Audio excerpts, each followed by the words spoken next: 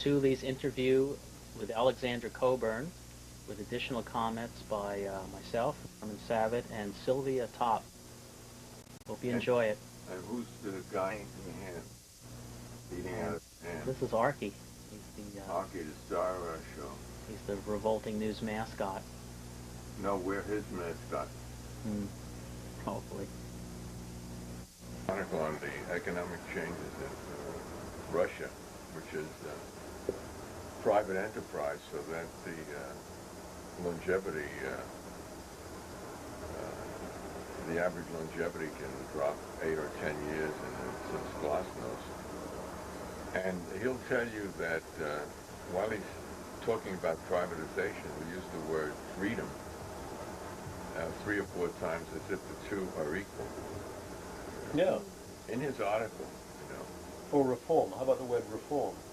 Well, reform is more neutral, but freedom, as you know, is a wonderful thing that Americans all believe in.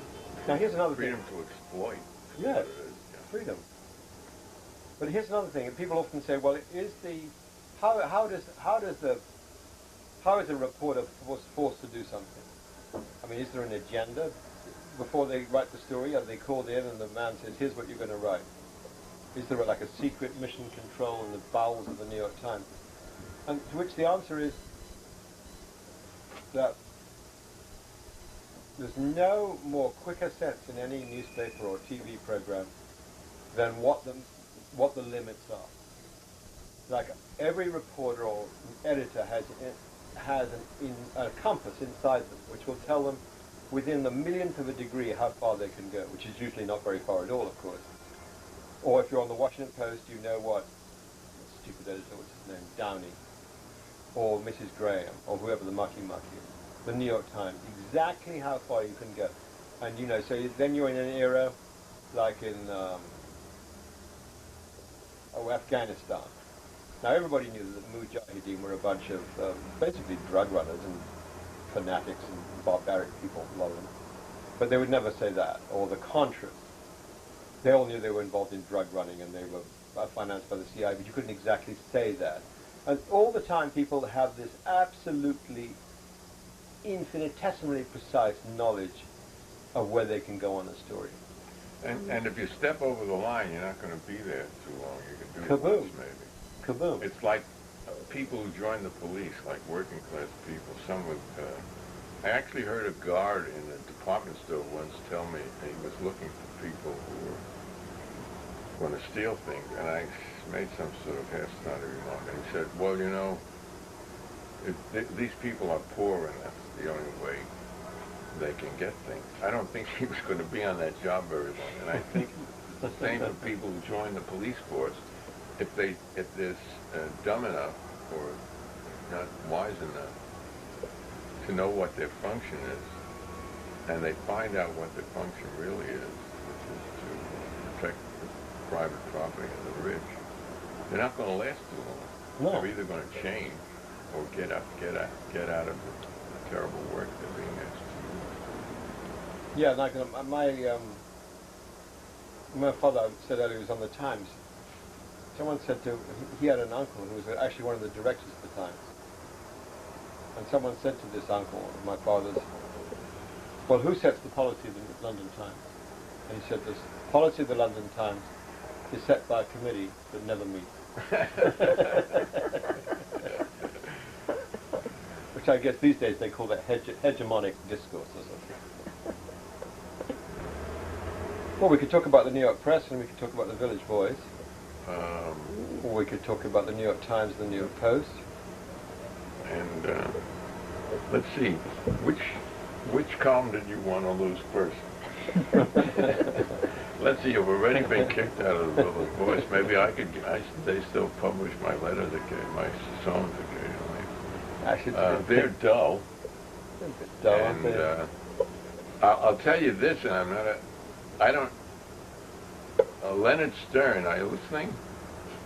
You're a multi-millionaire, almost a billionaire, but you seem to need the few $100,000s you get every year from the cigarette murderers manufacturers who kill 400,000 people every year. You really need that money. You must need it terribly bad. And I wonder how bad you would need it if one of your relatives died of lung cancer. Well, I know a number of people who died that way. The last one was the sister of a dear friend of mine. She suffered a year in the most excruciating agony. She was in her early 50s. So Leonard... it's giving Leonard too much, heart or something. Right. I'm sure he wouldn't care enough. He'd still want the money even if his wife died of... I don't think he would be impressed by that. I think they're all in a state of panic, about it. It really struck me, actually, when I was doing this article for the New York Press, the one we were talking about earlier. That, there are these electronic magazines, Salon and Slate. Yeah. Well, of course, you probably don't read them, and I don't read them. But I do notice now, and the New York Press people, they pulled some of the stuff down from the web. They're kind of making it. I notice people are now talking about them all the time. I don't know how many people read them electronically. But when you look at newspapers now, they are in a state of tremendous hysteria about the electronic threat. Well, that's good. Particularly when you get outside the big three. I mean, there'll always have to be a New York Times, because how would the ruling class know what to think of it otherwise? Right. I mean, every guy in Washington, woman, fellow gets up and looks at the New York Times to remember how to think during the day. Well, the president reads it, as someone said, to find out what the agenda of the government should be. Exactly. They all read the New York Times, and then the press office writes down, it says, the New York Times said this morning. Or they get the Washington Post, the New York Times, and the LA Times, and the Wall Street Journal. But, when you go across the country, I live in California, most of these papers now, they're basically a big weather map. If they've got any sense, they'll have a good astrology column, which is what people really want. A bit about sports, and then an enormously elaborate guide to what's on TV that day. That's most important. That's incredibly important. That's USA Today. That's USA Today. Yeah, half of the print journalism talks about television. Yeah. Right, or computers. All the time. Yeah. But, I hope you're not offering that as an excuse for Mr. Stern that he's afraid he's going to lose the $10 million he might have invested in The Voice. Let's think about this. When I first came to The Voice in 1972, Dan Wolfe and Ed Fancher had just sold the controlling share, I think, to Carter Burden, now dead, who's the Vanderbilt heir, for I think $3 million, wasn't it? Something like that. Then along came Rupert Murdoch, and he bought The Voice as part of a package including New York Magazine for $15 million. Then along came Leonard Stern, the dog collar guy. Flea collar, that's what he No, called. he Kitty sells litter. pet food. Flea collar. Arts Mountain, he started with canary food. Cat food, Yeah. kitty litter, all He's a kinds of pet stuff. magnet. Yeah, but didn't he sell the flea collar? Probably. Yeah. Every pet in America is stewing in this toxic fog, Yeah, right. given off by And it's Mildred dangerous copies of the to- Village to Voice and infants, the too. dog collar. It's- I wonder which is it's more toxic. dangerous to You infants. could put a dog next to the dog collar and next to a copy of the Village Voice. See which killed him first. And he's supposed to have bought that because he wanted to be invited to certain parties. There you go. That's why they always buy these things. What is he otherwise? He's a little real estate magnate from New Jersey. Right. And Big then real estate. big now. Well, semi-big. And then he paid He's almost a 65. billionaire. Is he? That's nothing these days. Because he didn't Ed was go billionaire. for those. He Nothing didn't right. go for those cheap bond stock tricks. During the 70s where those people got sent up. He stood in real estate. He was clever. Oh, Wait, how much did he pay for it, though? 65 million, I think. So it went Really? from 2 million to 65 or 55, I forget which Really? million. In 72 was when the first one was. That was Dan and Ed. They must have sold out in 70, I think, because it had just happened when I got there. And then when did Stern buy The Voice? He bought The Voice in I think before I got there, so before. In the early 80s, maybe? Before 84. No, I think Murdoch was still there. It must have been like 83, 84. Yeah, I think it was, when I got there, Stern was just coming in, or just, so 84 or so. Well, the New York Press will take cigarette ads, I think. If it pays for my salary, I'm all for If it. they can get it. Stern was supposed to be making $5 million a year on The Voice. You're doing that in spite of them, and I do publish in The Voice, even though they take cigarette ads, but in spite of it. Word was his profit was $5 million a year. Who? At The Voice, Stern. Oh, really? On The That was Voice? what they used to tell us in the 90s. Yeah. But the New York Press is interesting, at least, because it has a lot of young people telling the way they see it. It has a lot of reactionary, idiotic columnists, and it has Mugger. My favorite letters, he used to print like one every month, I was saying, to the publisher or to the editor, why do you keep printing that idiot Mugger? Have you seen those letters? No, I haven't seen them. No, they're wonderful. He had the good humor enough to let them be printed. The idiot Mugger, of course, is the publisher and owner of the... he likes to publish all letters. But it makes it's a lively paper, and it's I like more interesting to read. And it has people like Alexander here, and I think they're hiring another left wing. And the David Corn. The conservative columnists are infuriating, but sometimes they present some facts that one has to pay attention to. And anyone who attacks Clinton can't be all bad. I know. Well, my reaction, you see, I think I'm a bit like you. The first reaction was that you had to save Bill from the Puritans. We couldn't have the Puritans drive Bill out of office. On the Lewinsky thing. Yeah. But then the second thing I thought was that, impeachment's a very good thing. As an anarchist, you obviously think. Oh, yeah. Every president should probably be impeached as a matter of course. Well, I want to make a button, impeach the president, generic. Yeah. Yeah. I don't believe in a presidency. There's a dominant primate that's too dominant. He can send the atom bombs around. But then, just when you feel kindly about Bill, then he does something really disgusting. Yeah, right. Yeah, he's got a lot of tricks up his sleeve. He's such a disgusting guy. Did you see Primer Colors movie or read the book? I read the book. I just saw the movie I didn't like last it too night. much. What's it like? Same as the book. I didn't think you would like it. Well, Joe Klein's a tacky guy. It would if you would like Clinton or be inclined to like Clinton, then it gives you all kinds of rationale for. You see, the press always collaborate with Clinton. I remember Clinton in '92.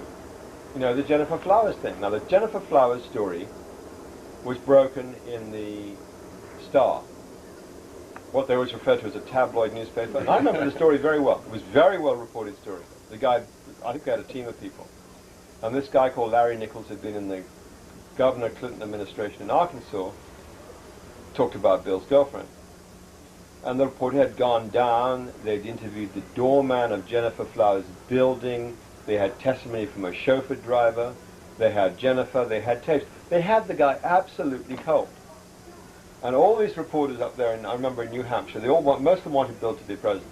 They were all fanatically pro-Clinton people. Yeah.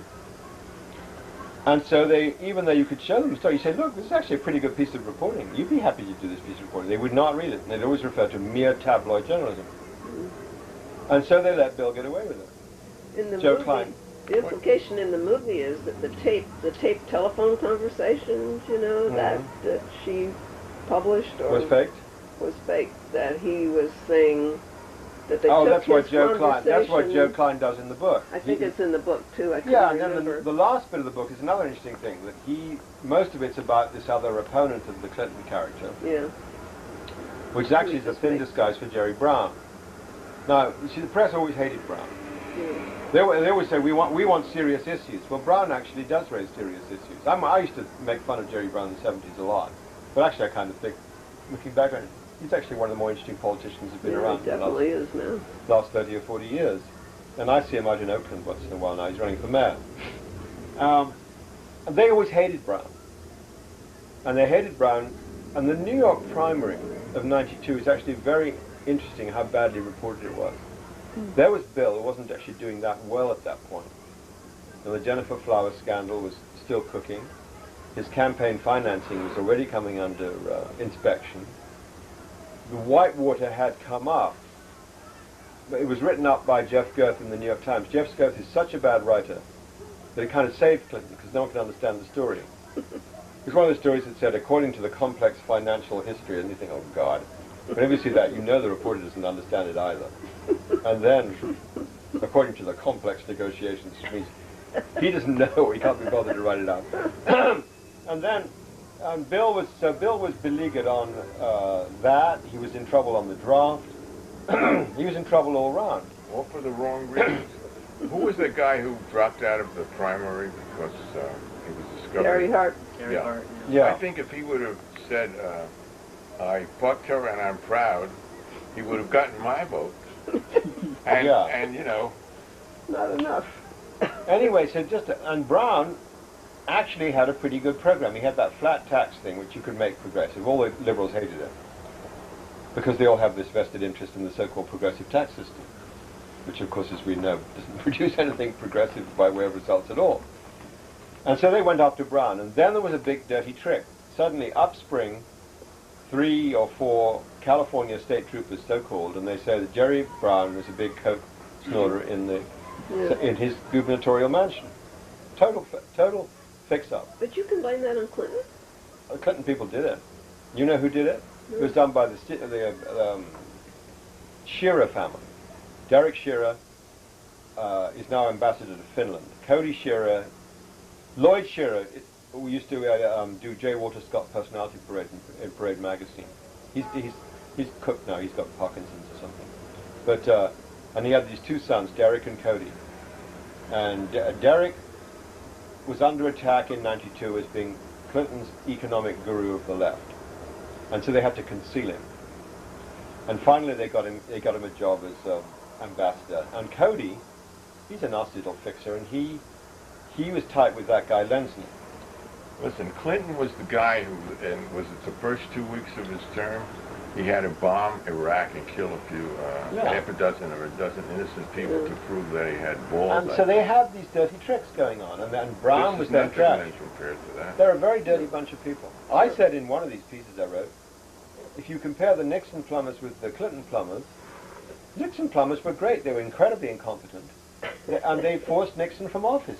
Gordon Liddy, remember Gordon? Oh, yeah. Yeah, I know. He was so incompetent that he caused Nixon to be exposed and resigned in disgrace. He himself went to Danbury prison for quite a period of time, as a matter of fact. He used to raided hold- Tim Leary. You Yeah. know, he was, Millbrook. yeah, Millbrook. He was the DA. county Was he the DA? Yeah. He's the, and then they went on a lecture tour together. Yeah, he's Yeah. a complete nut. Ratings.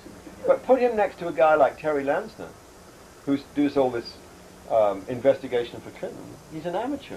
Lansner doesn't leave any footprints anywhere. He's just a nasty. The Clinton people have done an awful lot of very bad things. Look, Tuli agrees with you completely. Yeah, and our audience, I'm sure, they won't vote for him again for president, will they? No, that's it for them. We're telling you not to vote. Hillary's For him going for to president. run next. Who? Hillary. Oh, Maybe- Isn't it wow. funny? Look at Hillary. Maybe she. In Hillary in '92, remember she made fun of Tammy Wynette, Yeah, she's really. the late great. And she said, I'm no Tammy Wynette standing by her man. Look at Hillary now. Yeah. She through thick and thin. She makes Pat She's Nixon. lying by her man now. She's lying by her man. She's doing everything by. She makes Pat Nixon Well, laying. lame. You know, say something dirty about Hillary? No. Well, you know the latest rumor Why? that Bill is sleeping with fucking Hillary, but they both deny it. Never got Hillary and Bill. The whole thing's so strange. I think Hillary's going to be vice president for Gore. Gore. No, I don't know. Keep the. Now, what about Al just Gore? joking, but He's a that terrible figure. Keeps the administration going another He's 8 so years. undefined that he could probably. He's a nasty bit of possibly work, win. you know. He's Is a he? nasty bit of work. Yeah, I don't like well, him. we'll There's expect something. you to. We'll be reading your articles on him. I like He was the Clinton first better guy. than him. Okay, if you say the name Willie Horton, who do you think started, the race baiting on Willie Horton? Well, it was the Republicans. wasn't it? Aha! Political quiz, and you have just failed. Come on, everybody. When did Willie Horton first get aired as a scary black guy used to inflame racial tensions in the American election? And you're all going to say George Bush in Not Vice President Gore. It was Vice President Gore in the New York primary in 1988. He was running against Michael Dukakis. You may recall him as the Democratic candidate in 1988. And Al Gore, running in New York, attacked Michael Dukakis, who was governor of Massachusetts at the time, because he had this actually quite civilized parole program. And a horrible newspaper in Massachusetts called the Lawrence Eagle had done a terrible story, race-baiting story about Willie Horton, who had been on parole and actually had gone and murdered some poor woman in Maryland.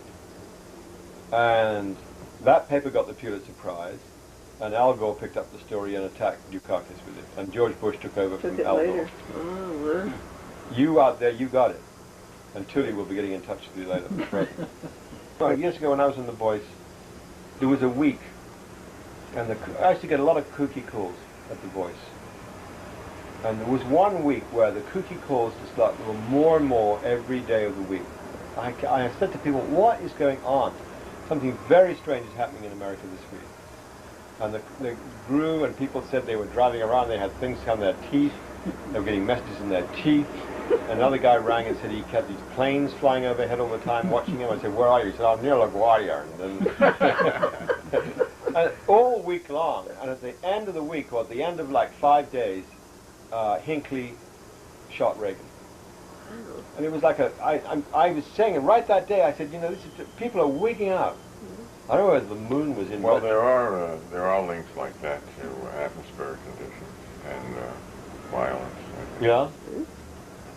And the moon, even the moon, or at least there were claims that it's been partially substantiated. I can't believe it. Well, the most important thing is the astrology column, I think.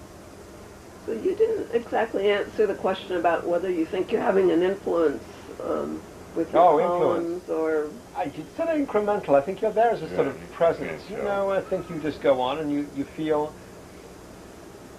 You kind of keep somewhere along the line, you think you've like edged something into the agenda, or just over the years your voice has kind of maybe pushed things. It's very hard to say. You can get specific things out. Like I remember when the Iraq War was cooking up, the Amnesty International and a human rights group, another one, were very big. Oh, of course, that was the moment when you were trying to foment hatred against Iraq and Saddam Hussein. And they had this story that, endorsed by Amnesty International actually, that the Iraqi brutes had turned 380 Iraqi babies out of their incubators. No, Kuwaiti babies. Right. Yeah. They'd gone into Kuwait, they'd rushed into the hospital, they'd taken the incubators and they'd tossed the babies out onto the floor and watched them die over a period of several hours. I remember reading this classic war atrocity story, like the nuns being raped in Belgium in the First World War. So I called up 3 hospitals, one here, one in LA, and one in Chicago, the most expensive and gloriously equipped hospitals in America, and said, how many incubators have you got? And each of them said, we've got about 8. Wow. I'm going to close, at least for now. I had a literature professor at Brooklyn College, and he was a communist. His name was Harry Slockar. He wrote a book. It's a classical quote titled, No Voice is Wholly Lost. It's a double-edged book, double-edged sword. So we have 3 minutes left. Would you like to sum up for us the future history of journalism in the world? The future history of journalism in the world. Or in the world? In the world. Well, and the world would be better, but... I don't know. On the bright side, I think it is true that when the electronic stuff and the net first cranked up, I was kind of thought it was totally tedious and boring. But I do think it is democratic to the sense that it makes it harder for control. by governments of information. It does make it harder, and it makes people get hold of more. As I said earlier, the downside is, of course, a lot of nonsense keeps circulating. That's good. I think the society, at one level, the dominant, the ruling class is finding it a little harder to keep the tamp things on. One of the encouraging things is when you read polls, most people in America don't pay the slightest attention to received opinions. They actually have not bad views.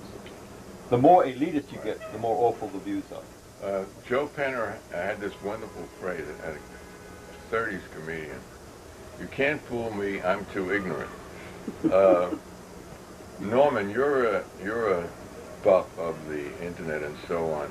Isn't there like a sort of a rank and file rebellion against any government regulation? Is that going to be, or interference from the capitalistic kind of phrase?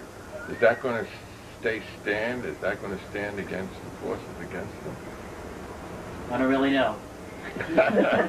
Very good answer. Very balanced answer. I'd lost a bit of balance in it. A balance and objectivity. I object. That's the objectivity I like. So that's it. Have we said it?